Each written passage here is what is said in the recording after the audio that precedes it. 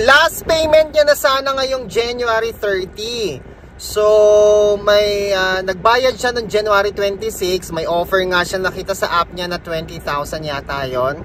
So, basta may offer siya nakita noon. Tapos, nung babalikan na niya, naging 10,000 na lang. Ang tanong niya, bakit ganun? Bakit bumaba yung kanyang G-loan? Mga kaibigan, hindi lang po kayo yung nakakaranas niyan, ma'am, sir. Ano po, marami po sa ating mga G-loan users ang nakaka-encounter ng problema na pabago-bago po yung offer ni G-loan. Paliwanag sa atin ni G-loan ng Fuse Lending Inc. na ang nag-i-evaluate po sa atin ay hindi naman po ang GCash. Ang nag-i-evaluate po sa ating application ay ang Fuse Lending Inc. No? So, nire-recommend lang tayo ni GCash kay Fuse Lending Inc. Pero ang evaluator natin ay Fuse Lending Inc. pa rin po, mga kaibigan. At sinasabi po nila sa atin na every week ang kanilang evaluation. Kung ito ay renewal o reapplication o bagong application, lahat po ay dumadaan sa evaluation. So kahit good payer ka pero sa re-evaluation mo, mababa ang iyong credit standing, posibleng hindi po talaga kayo mabigyan ng increase sa credit limit offer ng G-loan, mga kaibigan. So ganun talaga siya, weekly ang evaluation. Ang isa sa mga nagiging factor nito siguro, mga kaibigan, basis po siguro ng Fuse Lending Inc. ay kung meron tayong utang, existing utang mula sa ibang online loan application o kaya personal loan o kaya sa home credit o iba pa, o dili naman kaya, mga kaibigan, ang basis po nila ay ang G-score po natin na pinoprovide din naman ni GCash. So nagpo-provide po ng G-score natin ay si GCash po. Binibigay niya ito kay Fuse Lending Inc. At pag nakita sigurong mababa o kaya naman hindi satisfying o yung paraan ng paggamit ng GCash natin ay hindi talaga natin sinasagad to the maximum levelation, maari pong hindi nila tayo i-recommend sa mas mataas na credit limit offer. Gaano po ba kayo kadalas gumamit ng inyong GCash? Yung iba, ginagamit nila pang pay bills ang kanilang GCash, no? Pambayad ng bills nila sa Meralco, sa Maynilad, sa Water District, o kaya ginagamit din nila sa pambayad ng internet connections nila, no? Pambayad ng kanilang credit card, bank transfer, mga kaibigan. Yan po, dalas-dalasan natin ang paggamit natin ng ating GCash, especially yung G-Save natin, no?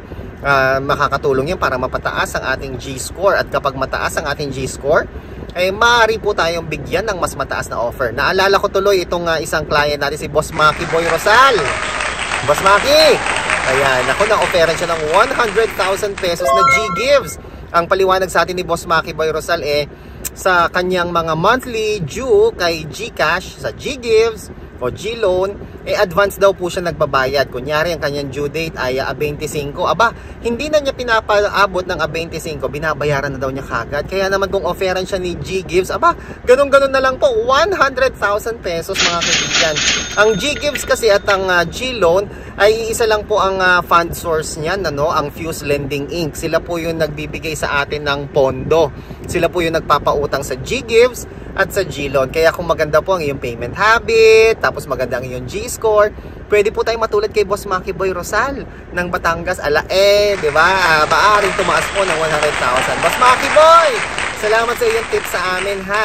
At talaga nga naman pinanghahawakan po at pinaniniwalaan po namin yan, mga kaibigan. At syempre, sa lahat ng mga may G-Gives dyan, patuloy pa rin po ang ating G-Gives cash conversion, G-Gives to GCash. Meron din po tayong patuloy na scammer, na gumagaya sa atin. Kaya ang lagi ko pong paalala sa inyo, kung kayo po ay magpapakonvert at meron na kayong kausap na Arellano Chico, siguraduhin nyo po na ako talaga yung kachat ninyo. Naintindihan ko yung iba nagme-message sa akin at galit na galit, no? Dahil, mga kaibigan, na-scam ho sila. Hindi natin mapipigilan na magalit talaga. No, nagagalit sila dahil akala nila na ako din po iyon. Mga kaibigan, ang inyo pong DJ Chico Arellano, Arellano Chico sa Messenger at sa Facebook, legit po tayo. Para po kayo makasigurado kung si DJ Chico nga ang inyong kausap, please feel free na makipag-video call po kayo sa akin. Hanggat hindi po nakikipag-video call sa inyo ang legit na DJ Chico Arellano o Arellano Chico, wag na wag po kayong makikipag-transact sa kanila. Again, inuulit po natin, mga kaibigan, para hindi po kayo ma-scam, makipag-video call po kayo. Pag ayaw makipag-video call, wag na po kayo makipag-transact dahil tiyak po 1,000% yan po ay scammer. Okay po? At again, hindi po ako ang unang magme-message sa inyo. Kayo po ang unang magme-message sa akin para magpa-G-Gives Cash Convert. Huwag po kayong magsa-search sa Facebook ng Arellano Chico o DJ Chico Arellano. Ang gawin nyo lang po, meron pong link na matatagpuan dyan sa comment section sa ibaba. May link po dyan, m.me/Arellano Chico.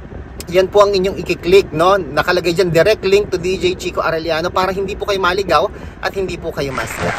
Ako po si Chico. Enjoy the rest of the day and God bless po.